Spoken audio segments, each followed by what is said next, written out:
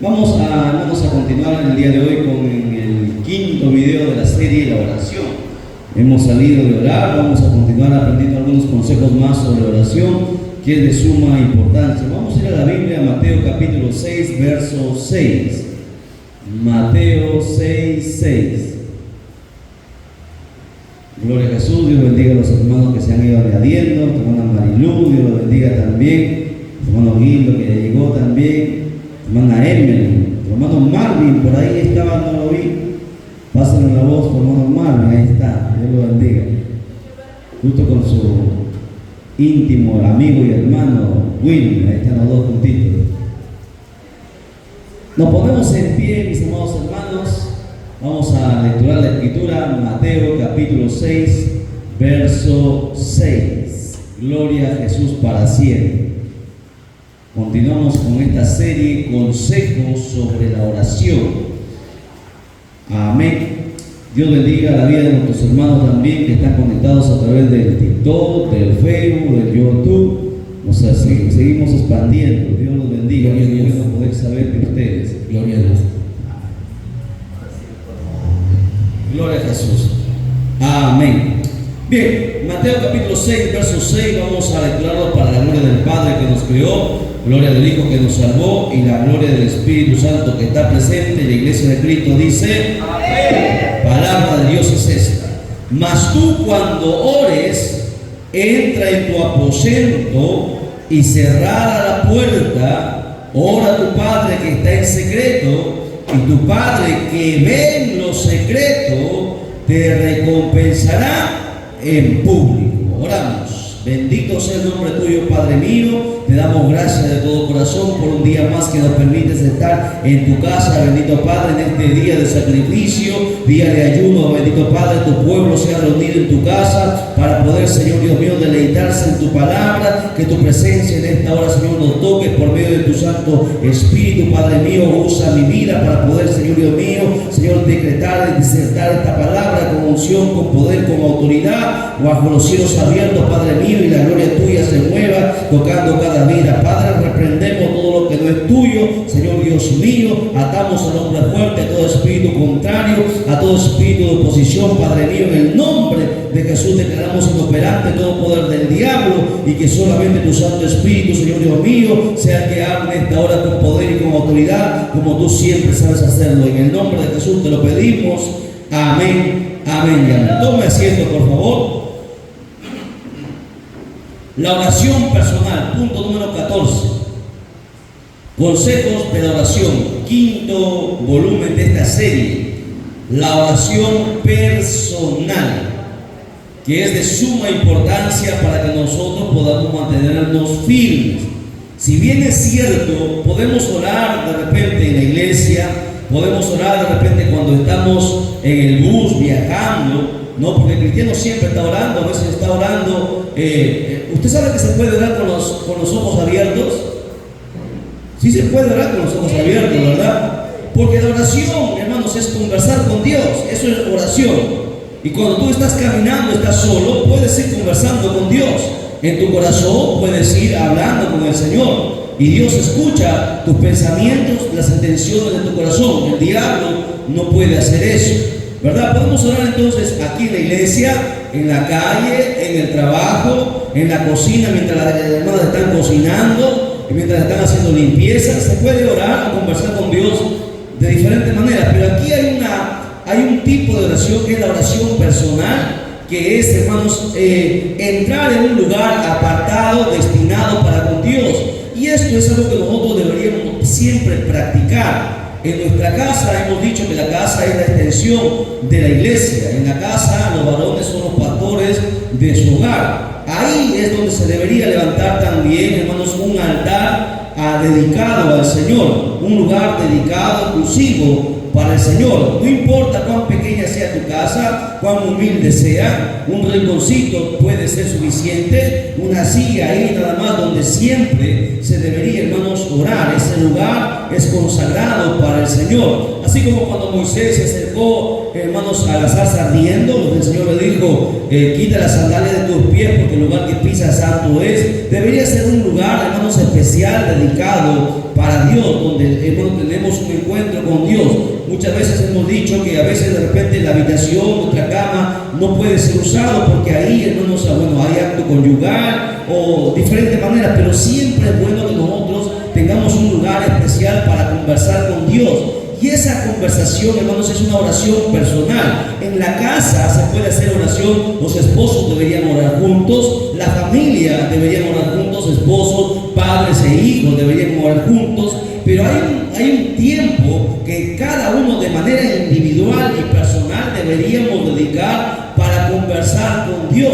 Por ejemplo, si hay problemas económicos, de repente no queremos preocupar a la esposa o a los hijos, entonces esos problemas tenemos que contarle al Señor, conversar con Él, y eso es lo que Dios está demandando. Esto, hermanos, apareció, hermanos, cuando Jesucristo vino. Jesucristo hizo hincapié en la oración personal y dijo de manera personal, mas tú, de manera personal, no le dijo a los apóstoles, sino a cada uno de la iglesia, mas tú cuando ores, entra en tu aposento. Y eso, hermanos, es una tarea y una obligación y un deber que nosotros deberíamos hacer para tener victoria cada día de nuestra vida. Si bien es cierto, aquí en la iglesia solamente hacemos 2 horas de culto y a veces es media hora o de repente 1 hora máximo de oración, porque también tenemos que tomar tiempo para otra parte en el servicio, pero es en nuestra, hermanos, en nuestro lugar especial, en la casa, donde nosotros pasamos no solamente media hora, sino podemos pasar 2, 3 horas conversando con Dios. Mayormente esto se hace en la madrugada, en la mañana, donde todos están dormidos, ¿no? Buscando un tiempo a estar a solas, donde no haya distracciones, porque recuerden, si hay distracciones va a ser imposible, hermano, estar comunicando con Dios, y Dios es un Dios que debemos nosotros guardarle el respeto. Por eso que se recomienda que cuando ya todos se van a dormir, hermanos, usted entre a su aposento y empiece a derramar su alma delante de Dios, para que cuando tú, y es más, aquí la Biblia dice, cerrada la puerta, o sea, Dios nos quiere a solas, porque Dios es un Dios personal, quiere conversar con nosotros, quiere hablar con nosotros, quiere que nosotros derramemos nuestra alma delante de Él. A veces para los varones mayormente es difícil o se ve feo de repente llorar, ¿no? Muy pocos los varones lloran, es raro. Aquí mayormente las mujeres son las que lloran. Es raro ver a un varón llorar por su orgullo, por su de repente hombría. No se les hace difícil llorar, pero a solas con Dios, ahí sí, hermano, uno puede derramar su alma delante de Él y llorar, derramar lágrimas. Y eso no significa debilidad, sino significa la pasión y el amor que uno tiene para con Dios.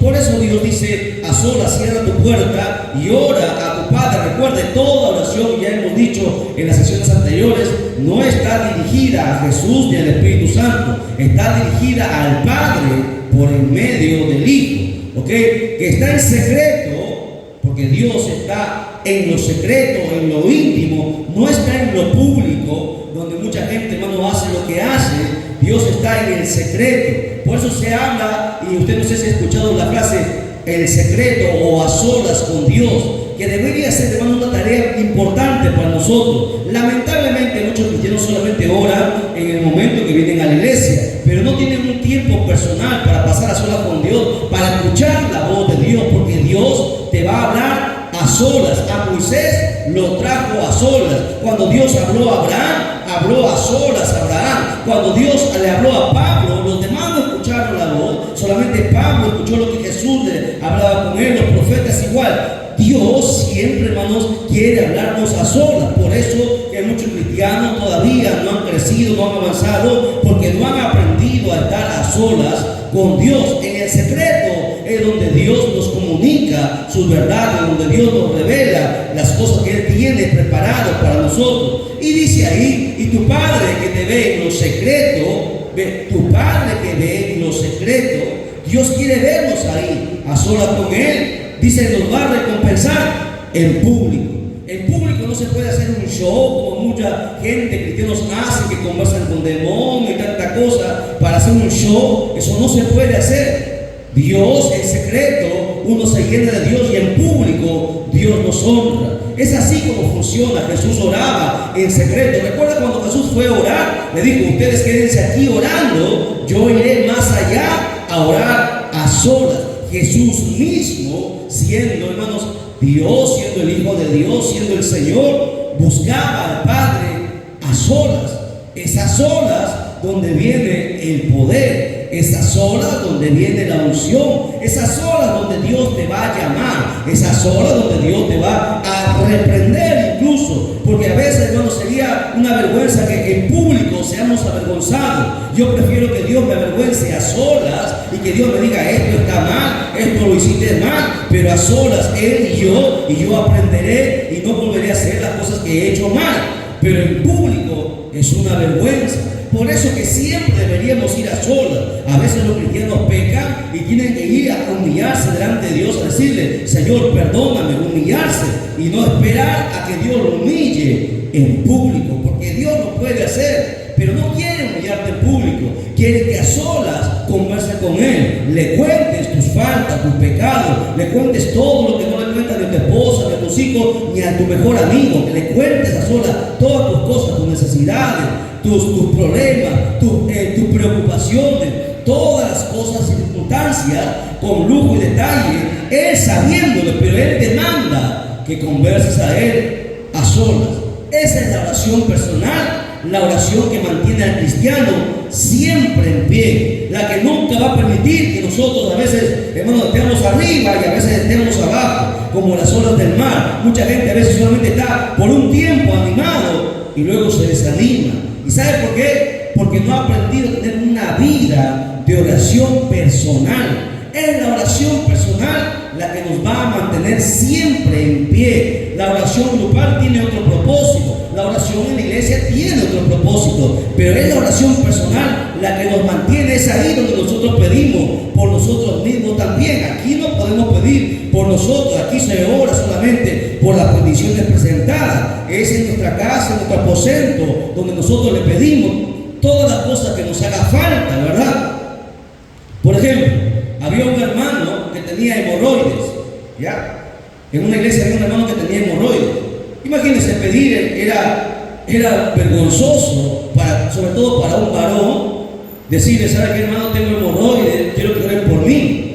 Algunos carnales se iban a burlar, se iban a reír, ¿verdad? Pero a solas con Dios es donde él le cuenta a Dios su problema que él tenía, porque es algo vergonzoso para muchos. Y en la oración a solas con Dios, Dios nos sanó, porque es a solas donde Dios se manifiesta. Es ahí a solas con Dios donde Dios, hermano, tú mismo puedes probar a Dios. Ahí, porque muchas veces en la Biblia Dios dice: probadme. En el Antiguo Testamento, en el Nuevo Testamento, Dios siempre ha estado pidiendo. Es más, a veces uno tiene vergüenza de ir a orar por un enfermo y poner la mano y dice: pero si no se sana, voy a quedar en vergüenza. Pues entonces empieza a solas a practicar contigo. ¿Tienes algún dolor? Tú mismo pon la mano a solas cuando estás conversando con Dios sobre tu cuerpo donde te duele, y empieza a reprender y orar. Y tú mismo tienes que ver la manifestación de Dios. Ahí es donde se aprende. A solas con Dios, ahí es donde se practica, ahí es donde se empieza a hablar en lenguas, a Dios decir que te ayude a hablar en lengua. Ahí es donde tú le tienes que pedir a Dios todas las cosas que nosotros necesitamos. Tenemos que volver nuevamente a practicar esto que se ha dejado de practicar por muchos años la iglesia en este último tiempo. Ya no lo hace, porque hoy la iglesia en este tiempo vive ocupada con sus problemas, que le falta dinero, que le falta tantas cosas, se buscan 2 o 3 trabajos y, hermanos, y solamente vienen a la iglesia y oran en la iglesia, pero han dejado la oración personal. Es la oración personal, recuerde, la que Dios siempre ha querido de cada uno de nosotros. Los profetas en el Antiguo Testamento, para que Dios les hable, ellos se apartaban, iban a la montaña, a solas con Dios. Ahí es donde buscaban a Dios. Dios venía sobre ellos, tomaba, ellos recién bajaban al pueblo y profetizaban. Porque es a solas donde Dios nos manifiesta su poder, en secreto, donde Dios nos entrega sus regalos, sus dones, sus talentos, nos llama al ministerio a solas. No es en público, jamás ha sido en público. Es a solas donde primero se trabaja, donde primero, hermanos, uno tiene intimidad, comunión con Dios, y es en público donde Dios nos honra. Amén. ¿Ya entendimos entonces? Entonces, todos los días tengo que orar al Señor, buscar un lugar en casa donde esté a Él y yo, cerrada la puerta, Él y yo. Tal vez no tienes para una puerta, pon una tela ahí, ¿no? Una tela, una cortina, de plástico, aunque sea, pero tú a solas con Dios. Yo he puesto una silla en un lugar, en una esquina, y he puesto una tela, y ahí es donde yo oro, ahí es donde derramo milagros, ahí es donde yo me comunico con Él, ahí es donde le cuento todas mis necesidades y preocupaciones, a solas. Ese lugar tiene que ser exclusivo para orar. ¿Y cómo sabrás que, hermanos, Dios está contestando cuando alguien entre a orar también en ese lugar? Sea algún familiar, sienta la presencia de Dios. Porque recuerde, siempre, hermano, donde tú oras, la presencia de Dios va a estar. Ahí deberíamos nosotros acostumbrarnos a cultivar eso que Dios está demandando, oración personal. Punto número 15, la oración grupal. Anoten su cuaderno, traen su cuaderno, ¿verdad? Ya, ponga el número que están ustedes siguiendo. Ya, oración grupal. La grupal que decimos ya. ¿Qué texto hemos tomado? Eso lo hemos visto en la vigilia, ¿no? Hechos 1:14. Ya, solamente para recalcar, Hechos 1:14 dice: todos estos perseveraban unánimes en oración y ruego con las mujeres, con María, la madre de Jesús, y con sus hermanos. La oración grupal. Esa es la oración que se hace en la iglesia. Esa es la oración que se hace, hermano, por peticiones generales. Amén. Bien, vamos con el siguiente punto. La oración del Padre Nuestro. Yo lo tengo ahí en punto número 16, no sé qué punto tiene usted, anótelo ahí. La oración del Padre Nuestro. Mateo 6, verso del 9 al 13. La oración del Padre Nuestro. Hay muchos cristianos que nunca oran el Padre Nuestro. Ahora vamos a, sin molestarse, sin ofenderse, vamos a ver, ¿quién sabe la oración del Padre Nuestro? De memoria. Póngase en pie, a ver, la oración del Padre Nuestro de memoria. Y esto sería ya una vergüenza, que no sepamos esa oración. Yo estoy seguro que el 99.9 de cristianos no lo sabe completo. La verdad, usted ahí empieza a practicar, a ver, empieza a practicar sin mirar la Biblia y luego vaya a la Biblia y se va a dar cuenta que le faltan cosas. Algunos llegan hasta una parte nada más. Miren, y eso es una vergüenza, que no sepamos la oración del Padre Nuestro. Hermana Nancy, aquí nos va a apoyar, hermana Nancy, completo, a cabalidad, la oración del Padre Nuestro. La oración del Padre Nuestro tiene varias partes y no podemos omitir ninguna parte de esta oración. Usted sabía que para empezar su oración tiene que estar la oración del Padre Nuestro ya en su oración. Muchos cristianos entran a orar y nunca mencionan la oración del Padre Nuestro. A veces mencionan una frase y eso está mal.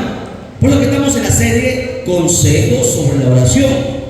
Tendríamos que memorizarnos esta oración. ¿Por qué? Porque tiene partes que son, miren, en la oración del Padre Nuestro, anoten su cuaderno, la oración del Padre Nuestro contiene toda la Biblia. Aprende. La oración del Padre Nuestro contiene toda la Biblia. Está resumida todo. Todo lo que tienes que saber está resumido en el Padre Nuestro. Se cataloga o se conoce como la oración perfecta, dada y enseñada por el mismo Jesucristo. Esta oración no se practicó en el Antiguo Testamento. Ninguno de los profetas pudieron practicarlo. Pero Jesucristo, cuando vino y trajo la gracia, nos enseñó esta arma poderosa que nosotros deberíamos aprender, porque en esta oración, vuelvo a repetir, se centra toda la escritura, es el nexo, porque con esta oración abría Jesús las puertas a todo. Por eso que tendríamos como tarea nosotros aprenderla de memoria. Ya para el día de mañana, a ver, ¿hay algún voluntario? Le diga yo, hermano, quiero ver si doy o no doy. Hay que perder la vergüenza, hay que perder el miedo.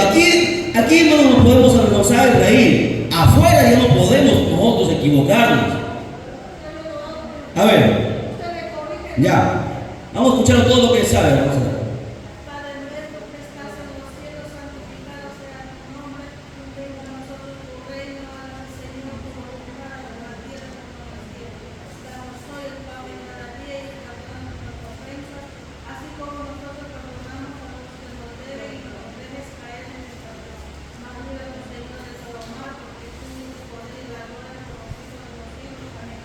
Se omitió algunas frases, pero está bien, casi al 90 y tanto por ciento, muy bien. Algunas palabritas, algunas las cambió el orden, pero está bien, muy bien, hermano Israel, muy bien. Ya, vamos a verlo parte a parte de esta oración. Felicitamos a hermano Israel, entonces. Así nosotros deberíamos omitirlo. Mucha gente solamente llega a perdonar nuestras, aquí no dice ofensas, dice deudas, y es por algo, ¿no? Vamos a ver. Vamos a empezar. Primero, Mateo 6, 9 al 13. Vamos a lecturar. Jesús dijo hablando, vosotros pues, mira, Jesús hablando, vosotros pues oraréis así. Jesús está mandando aquí ya. Si tú no lo entiendes, esto es una orden, esto es un mandamiento. Vosotros oraréis así. No digo si ustedes quieren o pueden tomar esta oración. Esto es un mandato. No, es una orden que está implícita ahí y muchos no la han visto y no lo incluimos en nuestra oración. Esto es cajón de entrada para empezar a orar. Vosotros oraréis así. Primero, Padre nuestro. ¿Ves? Porque es nuestro Padre. Muchos cristianos oran Dios mío. Más que Dios es nuestro Padre. ¿Ok? Tiene que haber ese acercamiento. Padre nuestro, eres mi Padre. Sentirlo así. Padre nuestro que estás en los cielos, o sea, lo más alto de todos, cielos, varios cielos, tercer cielo. ¿Qué más? Punto número 2, santificado sea tu nombre. Tú estás diciendo que Dios, por sobre todos sus atributos, Dios es santo, ¿verdad? Uno de los atributos de Dios es su santidad, es el atributo más fuerte o más grande que Dios tiene. Porque usted no va a encontrar en la Biblia Dios es amor, amor, amor. No va a encontrar en la Biblia que Dios es poderoso, poderoso, poderoso, todopoderoso. Pero sí va a encontrar en varias partes que Dios es santo, santo, santo. Es el atributo más grande, está por encima del amor de Dios. La santidad es el atributo más grande que Dios tiene, implicando su pureza, que no hay nada corrupto en Él. Y aquel que se acerca a Él tiene que también ser santo. No puede acercarse a alguien en pecado. Un pecador, ¿cómo entonces se acercaría? A ver, vamos pensando, ¿ya? Estamos ahí, estamos analizando. Si decimos que Dios es santo y que sin santidad nadie podrá ver al Señor, eso implica que sin ser santo nadie se puede acercar a Dios, ¿verdad? Porque para que Dios nos escuche, tenemos que nosotros estar en el mismo canal, en la misma frecuencia. La pregunta, a ver, el que lo responde, al final tiene lo que hay ahí, ¿ya? Si Dios es santo, 3 veces santo, ¿cómo entonces un pecador se acercaría a Él? Si un pecador no puede acercarse.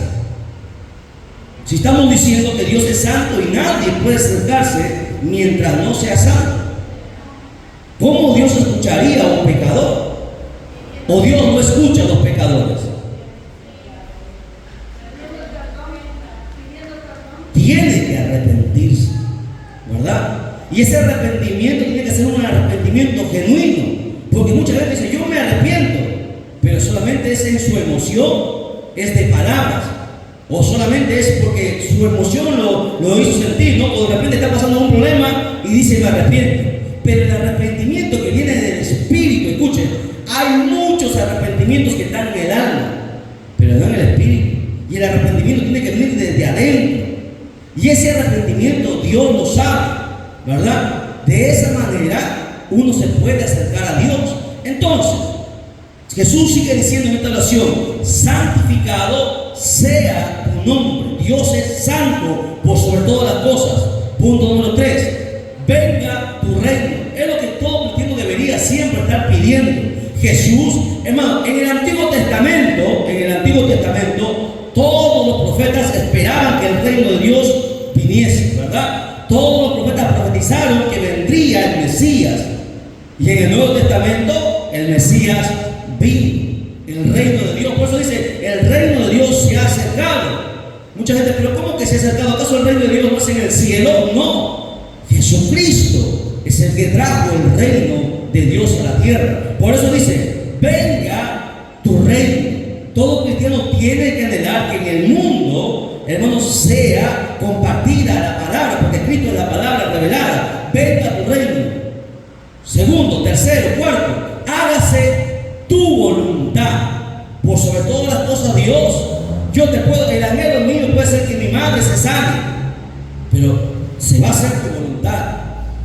Yo quiero que mi hijo se sane, pero si no es la voluntad de Dios. Muchos cristianos quieren ir por encima de la voluntad de Dios y no se puede. Por eso vuelvo a repetir, en el Padre Nuestro se centra toda la Biblia. Todo lo que tú tienes que aprender está en el Padre Nuestro. Hay que identificar cada Padre. La oración del Padre Nuestro dice: hágase tu voluntad. Siempre se va a hacer la voluntad de Dios, aunque no queramos, aunque estemos de acuerdo o no estemos de acuerdo, la voluntad de Dios se va a hacer. Pase lo que pase, hágase tu voluntad. ¿Qué más?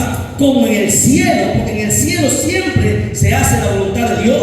Los ángeles, los querubines, los serafines, todos son obedientes, todos obedecen aquí en la tierra si no quieren obedecer. Les manda a alguien a hacer algo, no lo quieren hacer, lo hacen en contra de su voluntad. Pero así como en el cielo dice, también sea en la tierra. En la tierra se tiene que hacer la voluntad. En el cielo es perfecto. Dios en el cielo todo hace la voluntad del Padre. ¿Qué más?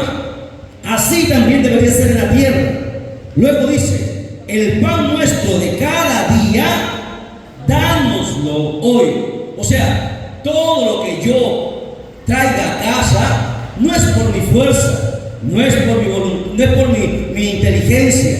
Todo lo que yo tengo, tu casa, tu carro, tus hijos, incluso tu vestimenta, tus zapatos, todo es por Él. Él te lo ha dado tal. Aquí está diciendo, Jesús está hablando de la provisión que Dios da. No es nuestro intelecto, no es nuestra fuerza, no es que tengamos conocido, no es que tengamos dinero, sino que todo alimento incluido proviene de Él. Amén. El pan nuestro de cada día, y le está diciendo, dánoslo hoy. O sea, esto significa dependencia absoluta de Dios. Que hoy yo dependo de Dios, mañana yo dependo de Dios, pasado yo dependo de Dios. Cada día, en otras palabras, tengo que aprender a depender de Dios. Aquí me hace acordar sobre, ¿se acuerda cuando Israel estaba en el desierto? ¿Se acuerda cuando Israel estaba en el desierto y tenían hambre y Dios les dio, ¿qué? Maná y ¿qué más? Carne, ¿verdad? Maná y carne, codornices. Ahora Dios les dijo a Israel que juntase maná para toda la semana. ¿Por qué? Solamente para un día, ¿verdad? Pero había gente que, porque siempre hacía algo, siempre rebelde, que guardaban por si acaso ya no haya. Así hay mucha gente desobediente. ¿Por qué? Dios quería enseñar a Israel que no se preocupara, como Jesús dijo, no te preocupes por el día de mañana, porque cada día trae su afán. Dios estaba enseñando a Israel a depender cada día de Dios. Yo puedo planificar muchas cosas así, pero si mañana Dios no permite que yo esté, se acabó. Dios le estaba enseñando a que dependiera cada día, pero la gente no entendía eso. Quería guardar siempre y se podría el alimento. Asimismo, el Padre Nuestro enseña la dependencia de Dios cada día. Mucha gente se preocupa y a veces no puede dormir, tiene migraña, pero tengo deudas, pero no tengo para la comida, ¿qué va a pasar? aprender a depender de Dios. Cuando yo me casé, que ahí de mi esposa el testigo, a veces no había ni para condimentos, ¿sabes? No teníamos ni para los condimentos. ¿Qué hacía yo? Me tiraba al piso toda la noche a orar. Y a veces me quedaba dormido y mi esposa venía y me decía, Edgar, me despertaba. Mira, no había nada en la cocina, pero ahora hay esto. Nadie entró. Otro vivimos en otro piso. No había nada en la cocina, pero mira, ha aparecido esto. Ha aparecido condimento.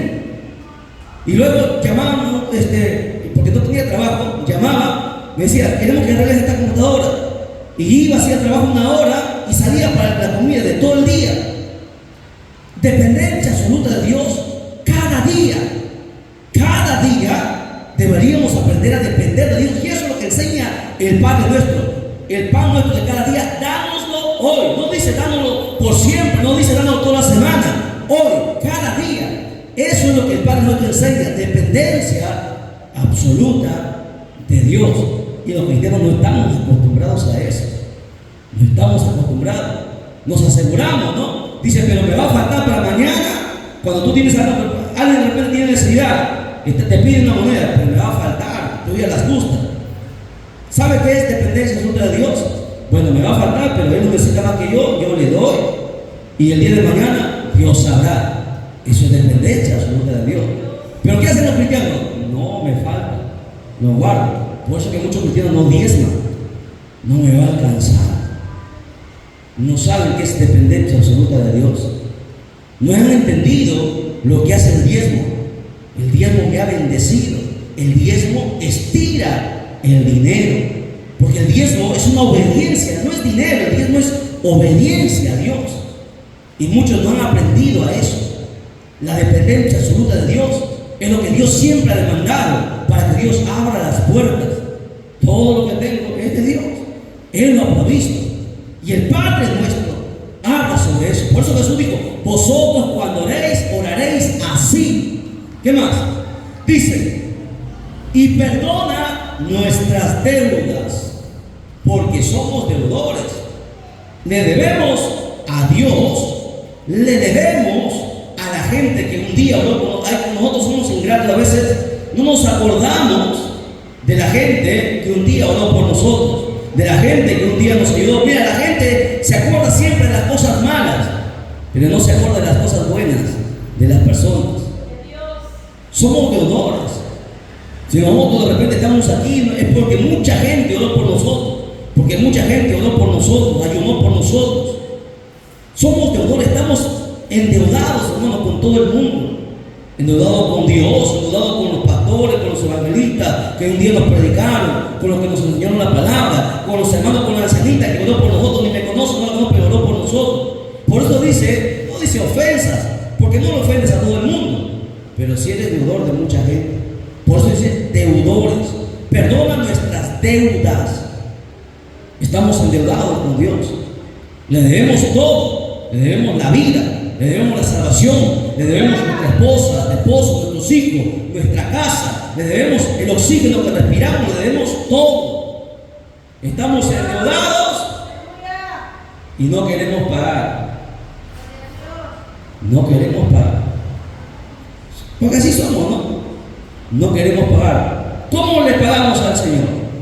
Con nuestros diezmos y ofrendas, con nuestro trabajo, con nuestros frutos, con nuestro sacrificio. De esa manera le pagamos. Y no es que Dios lo reciba, sino que la obra continúe, que la obra va, porque la obra se mueve con dinero. Sin dinero, eso a mucha gente no le gusta hablar del dinero. Sin dinero no se mueve nada, hermanos. Dinero siempre es fundamental. Y vamos a hablar sobre el dinero. Y todo, vamos a hacer una serie sobre el dinero, sobre la mayordomía, para que usted entienda qué es mayordomía, para que entienda el beneficio y lo que Dios promete para todo aquel que cumple su mayordomía. Y bueno, aquí la Biblia sigue diciendo, perdona nuestra deuda como también nosotros perdonamos a nuestros deudores. La pregunta es, ¿nosotros perdonamos? ¿Has perdonado al que te ha lastimado, al que te ha hecho daño, al que te ha ofendido? Y la verdad, ¿cómo quieres que Dios te perdone tus deudas si tú no perdonas primero? ¿Cómo quieres que Dios escuche tu oración? Mira, tu oración puede tener lágrimas, con todo el respeto, baba y moco. Pero si tu corazón no has perdonado, tu oración es en vano. Vuelvo a repetir, y los que nos están mirando a través del canal, mucha gente tiene raíces de amargura en su corazón. Por afuera puede ser normal, pero adentro hay una raíz de amargura, algo que lo ha marcado, que está ahí. Y si no sabe perdonar, jamás su oración podrá ser alcanzada, jamás podrá ser oído, jamás podrá ser perdonado, porque dice aquí la Biblia: si tú no perdonas, tampoco el Padre te puede perdonar. Y aquí viene la prueba de fuego para muchos cristianos. Aquí es donde mucha gente tambalea, porque no es fácil perdonar a quien te ha lastimado, no es fácil perdonar al que te ha herido, al que te ha ofendido, al que te ha marcado. No es fácil. Pero aquí Dios está mandando que lo perdone. Es una orden. Dice si tú quieres, no dice si tú lo sientes, porque hay gente que dice no, yo no siento perdonar. Aquí no es que tú lo sientas o no sientas. Aquí es una orden de Dios que te ofendió, que te marcó, que te hirió. Bueno, Dios te manda, perdónalo.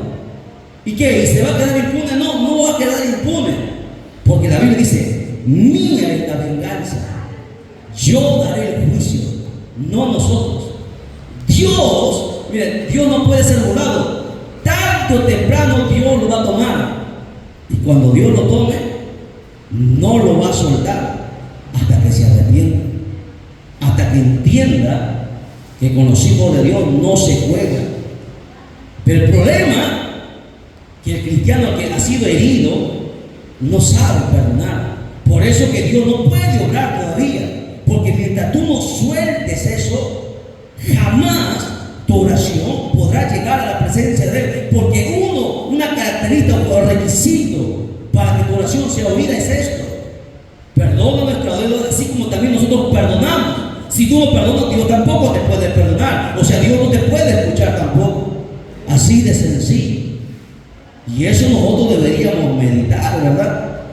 Deberíamos pensar muy bien. Jesús dijo: Padre, perdónanos, no sabe lo que hace.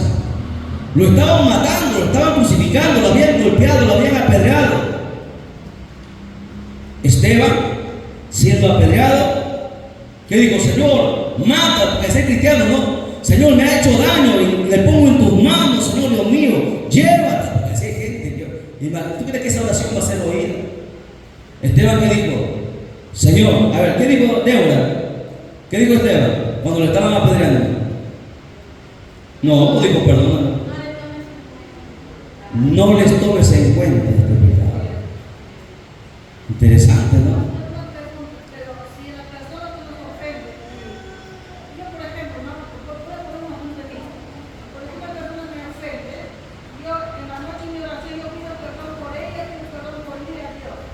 Ya, y al otro día tiene que pedir perdón a la persona. Ese es el perdón completo. Pero si esa persona, en este esposo, ¿no? Yo pedí perdón por mí, por él, a Dios en oración. Pero él falleció sin pedirme perdón. Bueno, ya no se puede hacer más. Dios se encarga ahí. Pero si está vivo, sí. Si está vivo, sí, tu deber es ir. Pero no, pero él me ofendió, él tiene que venir a pedir perdón a mí. Si él no viene, pero yo en oración sigo pidiendo perdón por mí. claro. No veo podido perdonar. Una sola vez, porque ya partió. Una sola vez nada más. Sincera y se acabó, suficiente. El detalle está que la gente, cuando siempre hay gente que nos haga daño, nos lastime, y bueno, tengo que estar en paz. Pides perdón a Dios, le pides perdón a Él. Pero si no me quiere recibir, bueno, tú ya cumpliste. No, ya cumpliste y se acabó. Y ahí queda. Tu corazón en paz, limpio. Porque sobre toda cosa guardada, guarda tu corazón, porque de él mana la vida. Porque si hay raíz de amargura, jamás podrás ser libre. Tú tienes que entender que para recibir ministerio, porque para recibir los dones de Dios, tienes que estar limpio, libre, puro. Para que Dios pueda usar tu vida, Si no, jamás Dios podrá usar tu vida. Amén. Bien, continuamos. ¿Dónde me quedé? En verso 13, ¿verdad? Y no nos metas en tentación. ¿Será que Dios nos mete en tentación? Dios prueba, Dios no tienta. ¿Pero qué significa la frase y no nos metas en tentación? No nos permitas caer en tentación. Eso es lo que significa, porque Dios no tienta a nadie. ¿Ok? No nos permitas caer en tentación. Tentación. Una cosa es tentación y otra cosa es el mal. El mal es más amplio, por eso nos separa. Y no nos permitas caer en tentación, mas líbranos del mal. ¿Verdad? Líbranos del mal. Siempre debemos pedir eso, que Dios nos libre, porque es el único que nos puede librar. Tú puedes estar de repente sirviendo a Dios, pero tú no sabes que lo que el diablo, los brujos satanistas están tramando para ti. Te están tramando matarte, destruir. Entonces cuando tú dices líbranos del mal, todo lo que implica el mal, sea por brujo, satanista, hechicero, demonio, principado, quien sea, tú con eso estás guardando, cercando a ti o a tu familia. Estás haciendo una protección, una coraza en oración.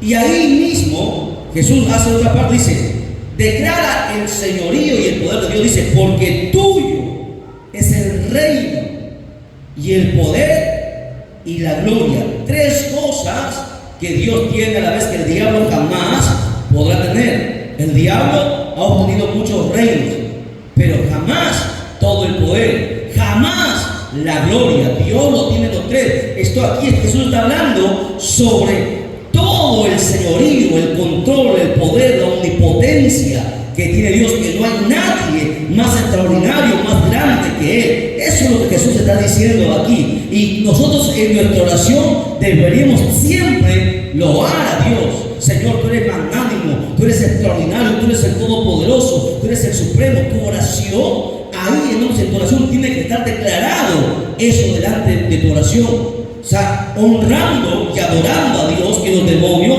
escuchen tu oración, confiando en que Él tiene la última palabra. Es lo que está enseñando el Padre nuestro. Por todos los siglos. Ayer sanaste, hoy sigues sanando, mañana seguirás sanando. La mano de Dios, dice Isaías, no se ha cortado para sanar ni para salvar. Dios es el mismo ayer, hoy y por los siglos de los siglos. La gente dice, pero bueno, los milagros eran antes, ¿no? Yo te pregunto, ¿acaso Dios no puede hacer milagros, señales y prodigios hoy? Sí lo puede hacer. El problema somos nosotros, que no tenemos la fe del grano de mostaza. Porque si el que tiene fe con un grano de mostaza diría a la montaña que se mueva, y se mueve. La montaña es figurativo, está hablando de los problemas. Cualquier problema, por más grande que sea, tú le dirías, sal de ahí, y se va a mover. Pero ni siquiera como el grano de mostaza tenemos nuestra fe. El grano de mostaza, para que usted entienda, es la semilla más pequeña de las hortalizas. Pero cuando este grano crece, empieza a crecer, se convierte en la más grande hortaliza, la más grande rama, a tal sentido que las mismas aves vienen y hacen nido y posan en esta mostaza. O sea, mucha gente dice, no, tengo que tener solamente fe con un grano de mostaza. No, es el inicio. Tu fe tiene que ser pequeñita, pero tiene que ir creciendo hasta formarte un árbol grande, a dar cobija, a dar cobertura, a dar sombra a mucha gente que lo necesite. Mucha gente que no tiene fe, ven a ti, y cuando venga a ti, tú le enseñarás fe y él se irá con fe. Pero hay muchos cristianos que siguen con ese granito, ¿no? Con ese granito nunca ha crecido su fe. Tiene que crecer cada día por todos los siglos. Amén. Entonces, consejos sobre la oración. El Padre nuestro tiene que estar en toda oración que nosotros hagamos, siempre. Entonces, lo que van a elegir aquí, también deberíamos empezar con la oración del Padre nuestro. Porque en el Padre nuestro se magnifica a Dios. Se le dice que Él tiene todo el poder, que Él es un Dios santo, que Él nos perdona nuestras deudas, como también nosotros vamos a perdonar. Nos dice todo. Entonces, la oración del Padre nuestro, y luego empieza lo demás. Señor, bueno, pedir perdón, ya sabe, agradecer, cubrirse con la sangre de Cristo, cubrirse con la armadura de Dios, vestirse con la armadura de Dios, y luego empieza la batalla. A ver, vamos a ver, Emily, vamos, el orden en la oración, hasta ahí. ¿Cómo sería entonces? Supongamos que tú vienes a orar, se te dedica la oración. Tú vas a presentar a todo el pueblo de Dios al Señor. Lo vas a presentar. ¿Qué es lo que tienes que hacer primero? Y a la oración del Padre Nuestro, luego ponerte a cuenta con Dios, pedir perdón, agradecer, unirte con la sangre de Cristo, vestirte con la armadura de Dios, y luego vienen las peticiones que se hayan presentado, no peticiones personales, ya, las peticiones que se presenten. Bien, hasta ahí estamos. Siguiente punto, algo que no le va a gustar a muchos: la oración por nuestros enemigos. ¿Quién ora por su enemigo? Nadie. Que se muera, dicen, porque así es gente. Lucas capítulo 6, verso 27 al 28. El hermano Marlin, lecture Lucas capítulo 6, verso 27 al 28. Vamos a dar tarea para que todos lean.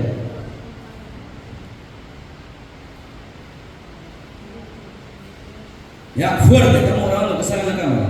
Lucas 6, 27 y 28. 6, 27 y 28. Fuerte. La palabra del Señor no la Padre, al Hijo y al Espíritu Santo.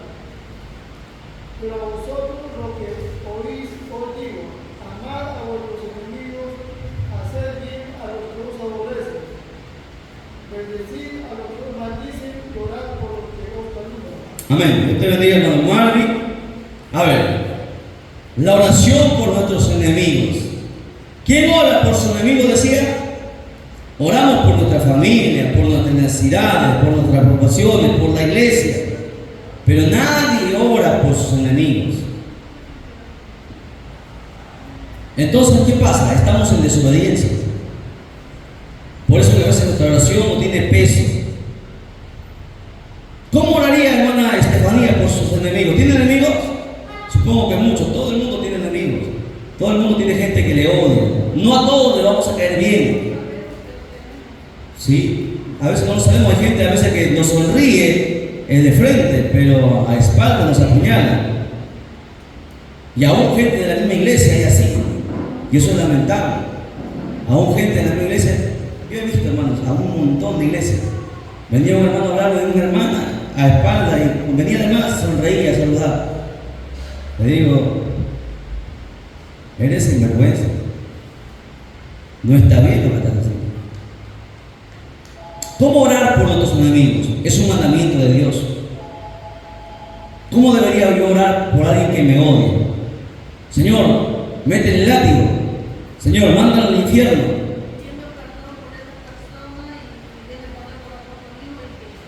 Jesús dijo: el Hijo del Hombre no ha venido a buscar y salvar lo que se había perdido. Nuestros enemigos están perdidos, ¿no? Porque nos odian, nos quieren matar, quieren nuestro mal. Yo no puedo permitir que esa persona, por más que sea mi enemigo, se vaya al infierno. Si se muere, se vaya al infierno. Mi oración debería ser: Señor, perdónalo. Me ha ofendido, me ha herido. Ten misericordia de él. Ha de recapacitar. Permite que, si no es por mí, de repente por alguien, que el Evangelio llegue a su vida. Porque solamente el Evangelio lo puede cambiar. Solamente el Evangelio lo puede salvar. No permitas que muera en esa condición. Ten misericordia de su alma. Lo que ha hecho está mal, Señor, yo lo dejo en tus manos. Tú sabrás qué vas a hacer con él. Pero no permitas que se pierda su alma. Esa debería ser la oración de todos nosotros. Porque ahí está mandando, ¿no? Orar por tus enemigos. Y no hacemos eso. No nos acordamos de eso. Entonces los cristianos estamos muy alejados de la oración que Dios demanda. Que hasta nuestros enemigos deberían ser incluidos en nuestras oraciones. Amad a vuestros enemigos. Haced bien al que te aborrece. Bendecid al que te maldice. ¿No? La vez pasada estábamos viendo unos evangelistas por la televisión maldiciendo a otros evangelistas porque no creían lo que ellos decían. Te maldigo. Imagínense. El cristiano no ha sido llamado para maldecir. El cristiano ha sido llamado para bendecir. Y cuando alguien maldice, ya se demuestra que no es un hombre o una mujer de Dios. El cristiano siempre bendice. Bendecid al que Dios maldiga. ¿Usted hace eso? Seguro. Silencio en la sala. Mandamiento de Dios. Entonces nuestra oración tiene que cambiar. Para que cambie nuestra vida, todo lo que hemos estado haciendo mal tiene que cambiar.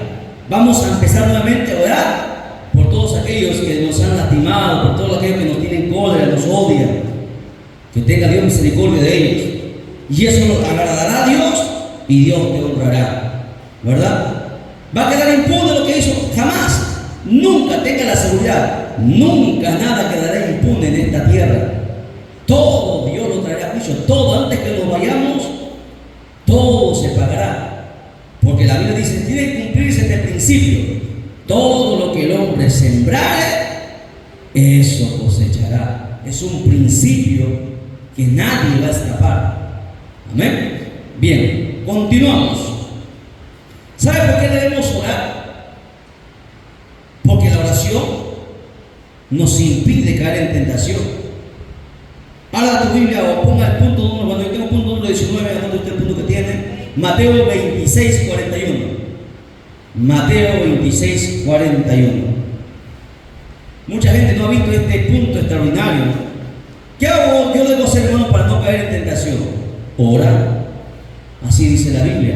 A ver, hermano Wilmer, Mateo 26, 41.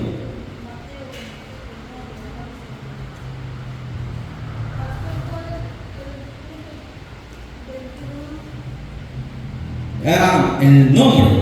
La oración nos impide caer en tentación. La oración nos impide caer en tentación. Hermanos, cuaderno. ¿Por qué no traen cuaderno? ¿Por qué les gusta hojitas? Cuaderno, hermano, cuaderno. Traen un cuaderno. Ya, hermano Wilmer, fuerte. Mateo 26, 41.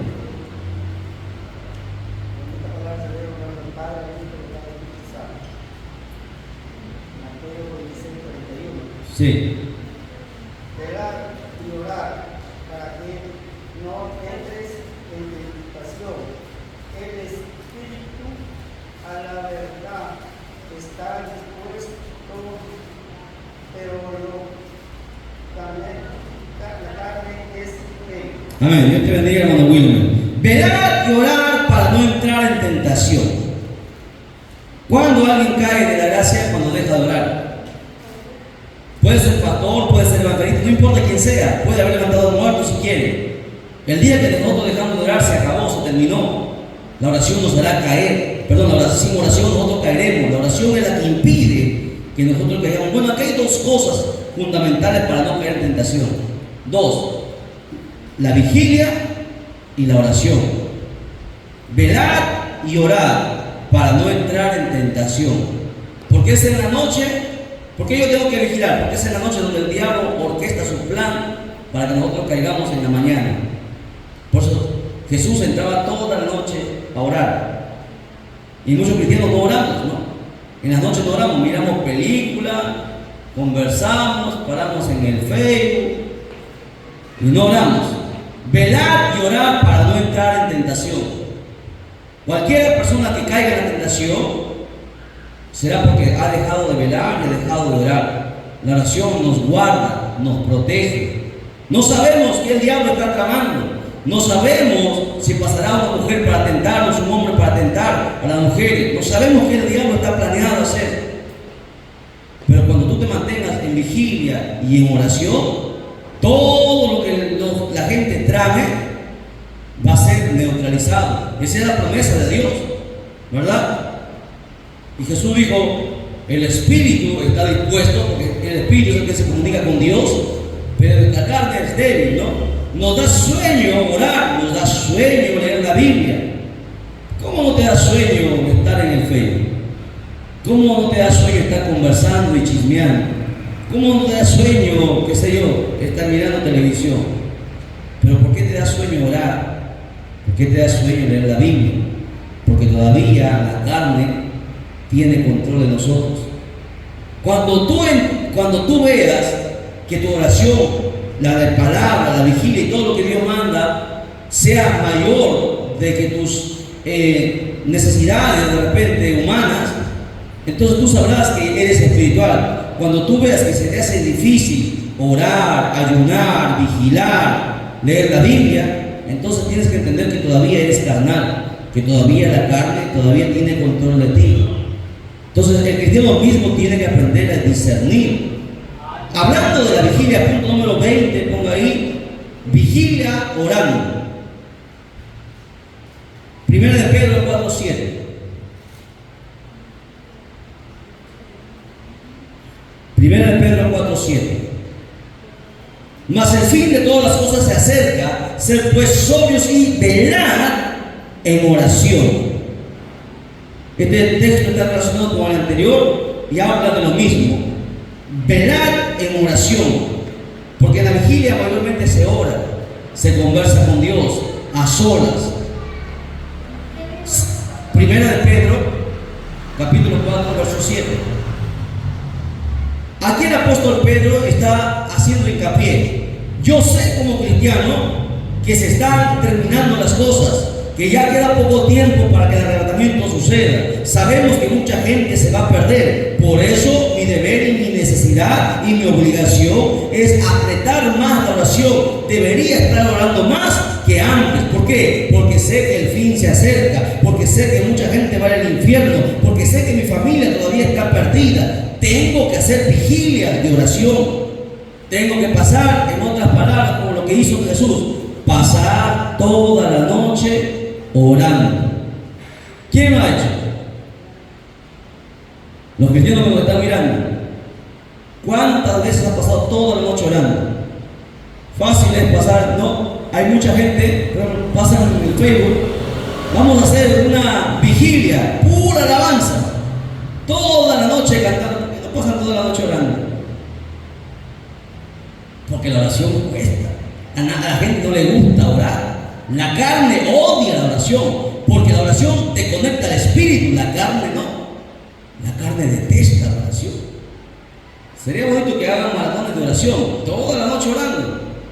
No, en Maranat, en vigilia de alabanza, conectados 2000, 3000. Vigilia de oración, ni uno.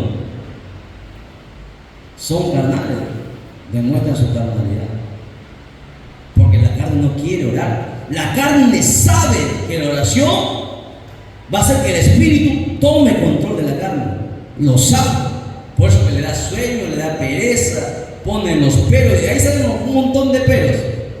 ¿No? Un montón de pelos. Si usted diga, vamos a vigilar, la gente no quiere. Vamos a hacer un cumpleaños, hasta traen al vecino. Porque hay comida. Es que así es. No, ayunos contados, vigilia contada, aniversario, vienen hasta por gusto. No digamos días de paseo, todo el mundo se apunta. De donde sea sale, pero cuando hagamos vigilia, cuando hagamos ayuno, entonces tenemos que corregirnos. ¿Amén? Bien, creo que ya estamos más de una hora grabando, vamos a hacer un alto ahí. Luego vamos a continuar. Nos ponemos en pie, glorificamos al Padre, al Hijo y al Espíritu Santo. Gloria a Dios, gloria a Dios, gloria a Dios. Denle un fuerte aplauso a nuestro Cristo. Amén.